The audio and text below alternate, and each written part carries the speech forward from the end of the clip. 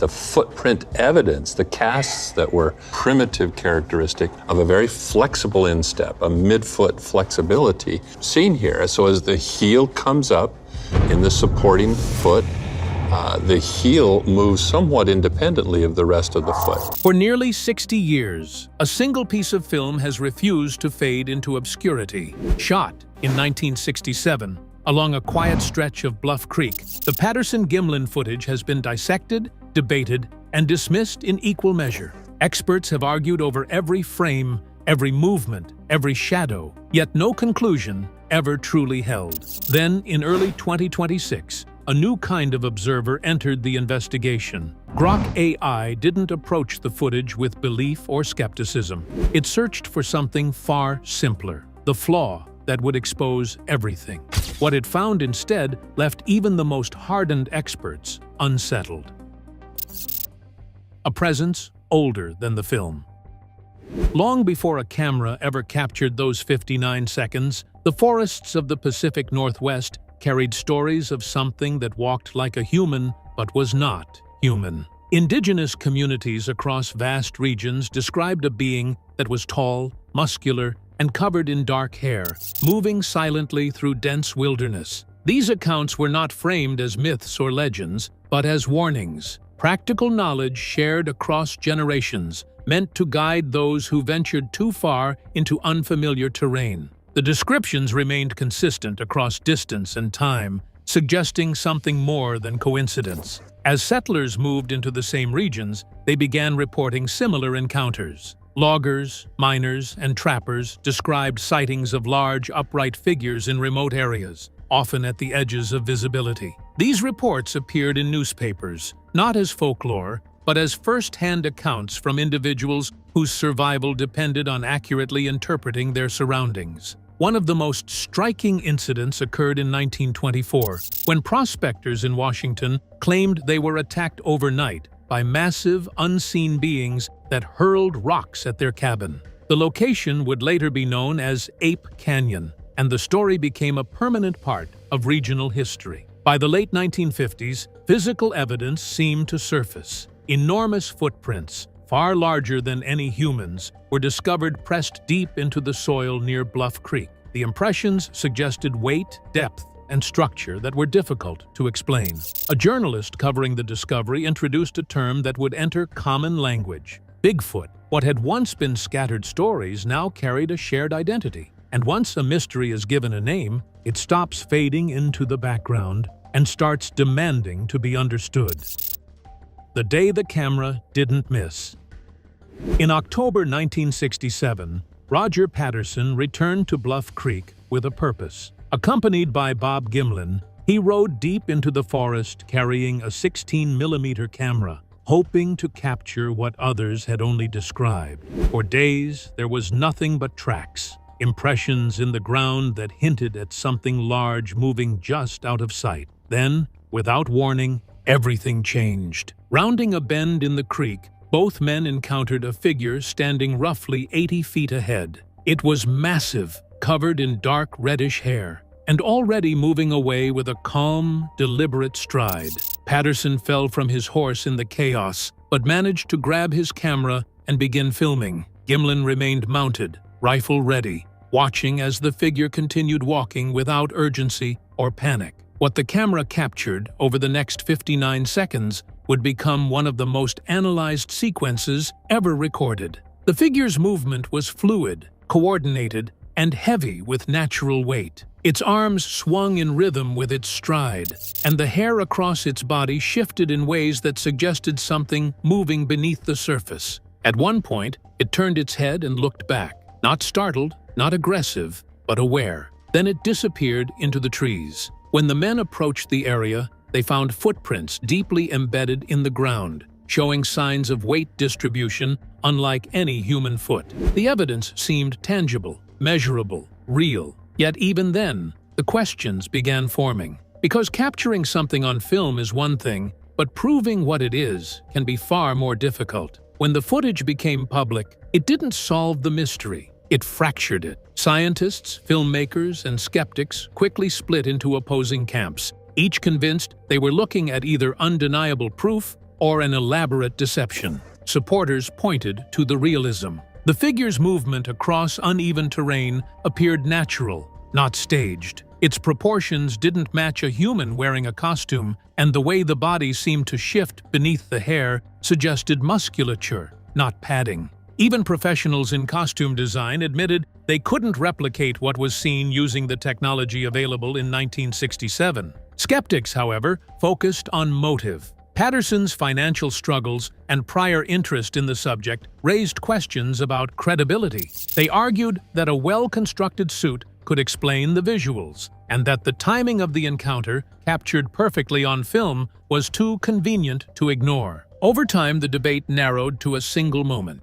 Frame 352.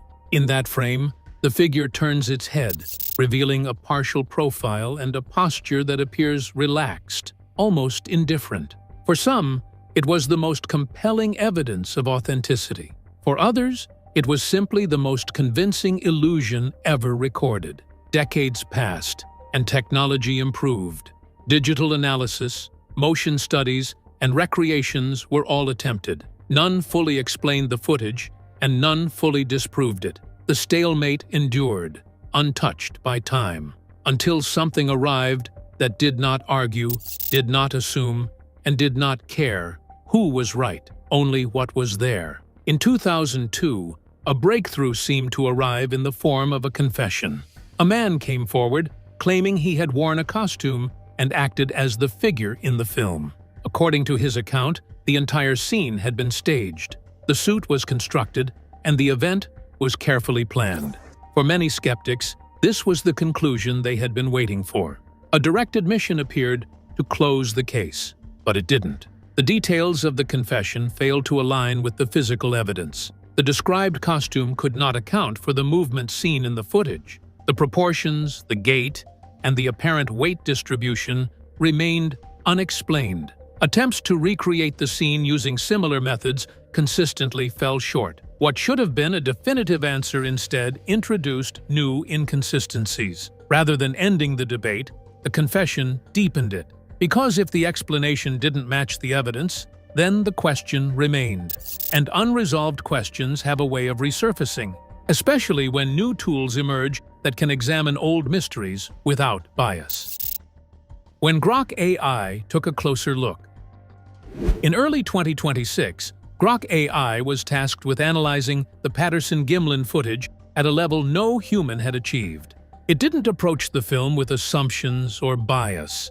It was not instructed toward any conclusion or narrative. Instead, it focused on something far more objective: structural inconsistencies, the subtle flaws that typically expose artificial construction, even in the most advanced recreations. Its analysis narrowed quickly to frame 352. The objective was simple: identify the seam. In every costume ever created, no matter how sophisticated, there is always a boundary where materials meet, a transition between mask and body, fabric and skin. These junctions may be carefully concealed, but under magnification and close inspection, they inevitably reveal themselves through discontinuity in texture, motion, or light response. Grok AI examined the frame pixel by pixel, mapping texture, depth, and motion continuity with extreme precision.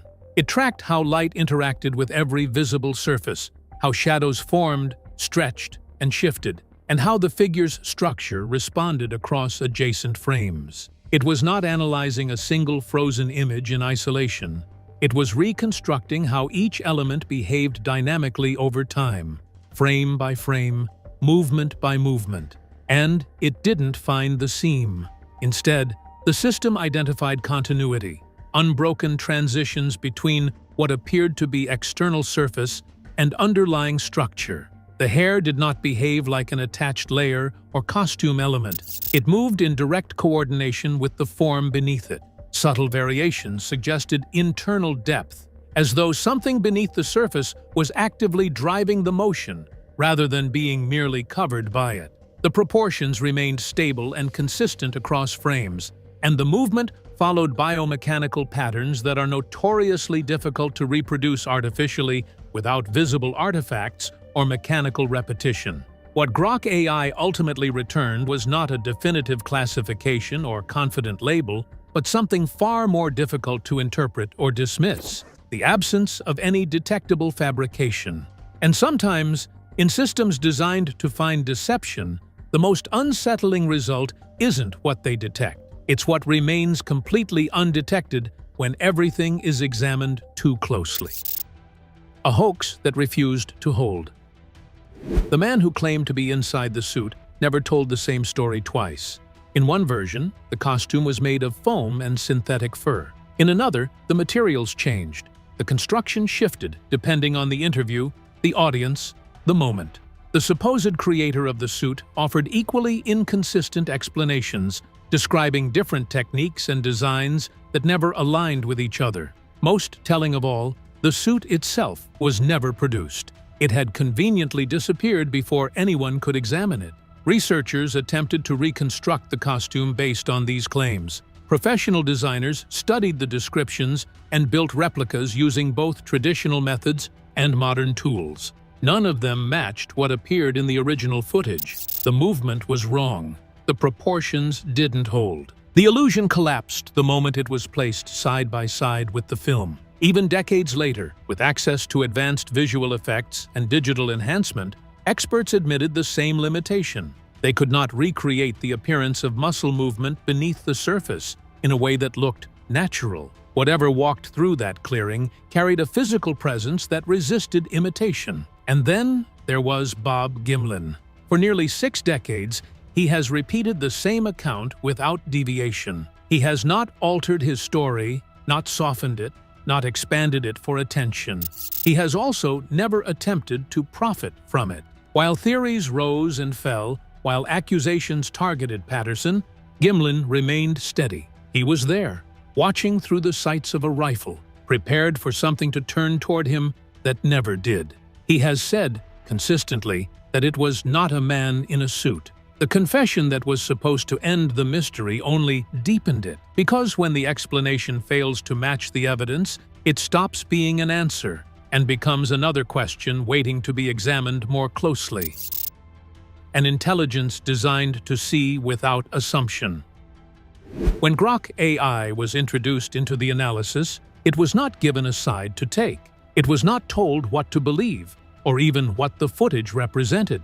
It was given a high-resolution scan and a directive: identify structural inconsistencies, locate signs of fabrication, and analyze the subject as a moving form in space. Its first objective was direct: test the hoax theory. Human movement, even when disguised, carries patterns that cannot be fully hidden. When a person attempts to imitate a different gait, the body compensates. Balance shifts unnaturally. Joints make micro-adjustments. Muscles engage in ways that reveal strain. These signals are subtle, but they are always present. Across the entire sequence, Grok AI searched for those indicators. It found none. There were no signs of forced motion, no corrections at the ankles or knees, no instability across uneven terrain.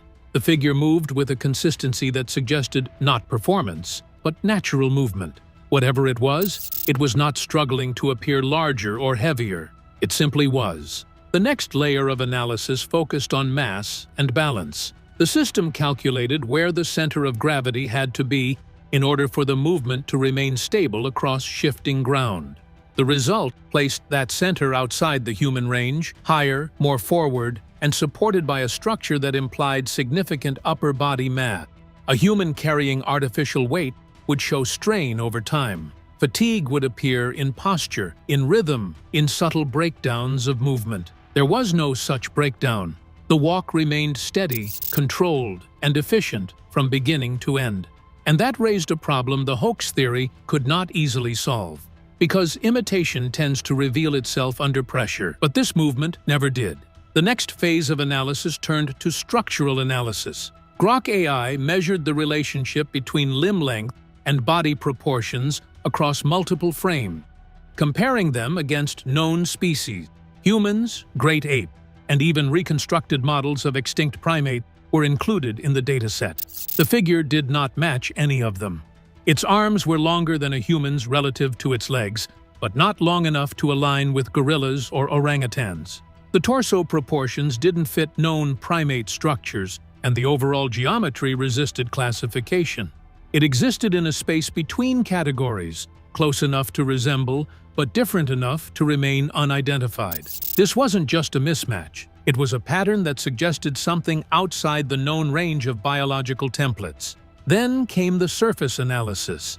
Light interacting with the figure's body revealed something subtle but critical. The outer layer, the hair, did not behave like a static covering. It responded dynamically, shifting in patterns that aligned with underlying movement.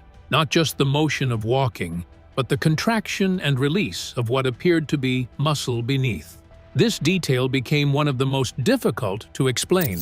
A costume, especially one from the late 1960s, would not have the capacity to produce synchronized micro-movements across its surface. Achieving that effect would require internal mechanisms or advanced materials that did not exist at the time. Even decades later, replicating it convincingly remains a challenge. What Grok AI identified was not surface illusion, but depth, movement originating from within, not layered on top. And that distinction changes everything. Because once the surface behaves like living tissue, the possibility of simple fabrication begins to fall apart. The frame that refused to break. All of the analysis led back to a single moment. Frame 352. It is the instant where the figure turns its head and looks back. The angle reveals just enough of the face to invite scrutiny, and for decades, it has been the focal point of the entire debate. This is where Grok AI concentrated its most detailed examination. It searched for the boundary, the line where a mask would meet skin, where artificial material would separate from the body beneath. Every costume ever made carries that limitation. No matter how well constructed, there is always a transition point. The system scanned the image at extreme magnification. It traced the brow, the cheek, the jawline. It examined the edges where a headpiece would connect to a body covering.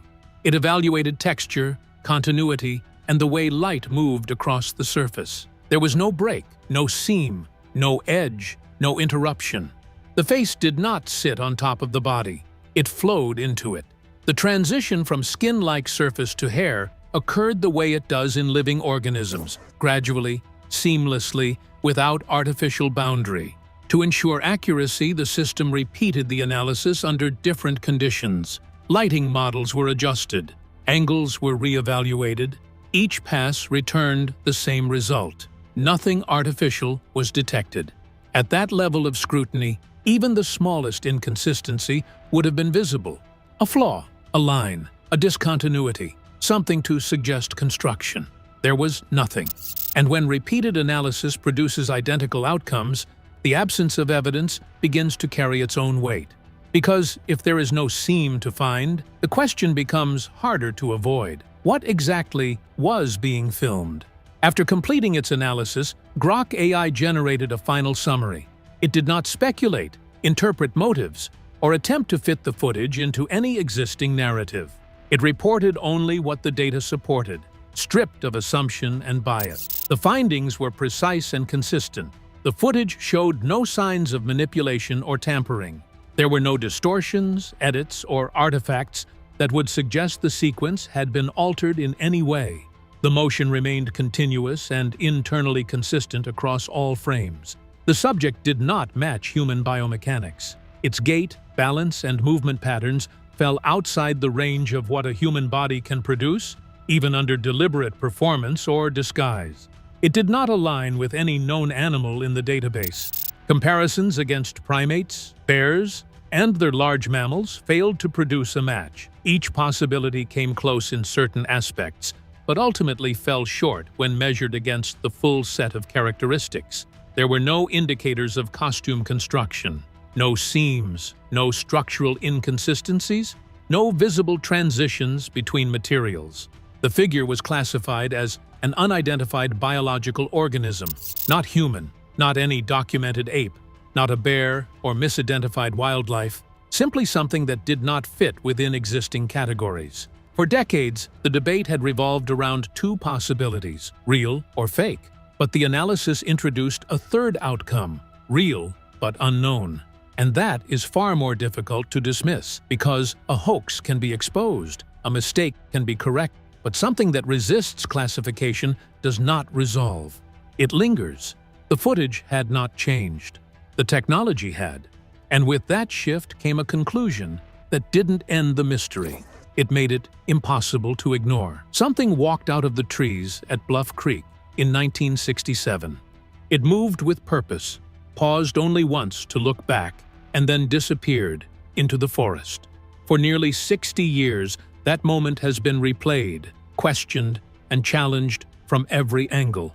Now, with tools capable of seeing beyond human bias, the simplest explanation, the one that once seemed most likely, has become the hardest to defend. Because the line where the illusion should have ended was never there. Because if there was no disguise, no seam, no edge, then whatever stood in that frame wasn't pretending at all. It was simply there. If you found this analysis compelling, make sure to like the video and subscribe to the channel for more deep dives into mysteries that refuse to stay buried, because this story may not be over yet, and some questions don't stay answered for long.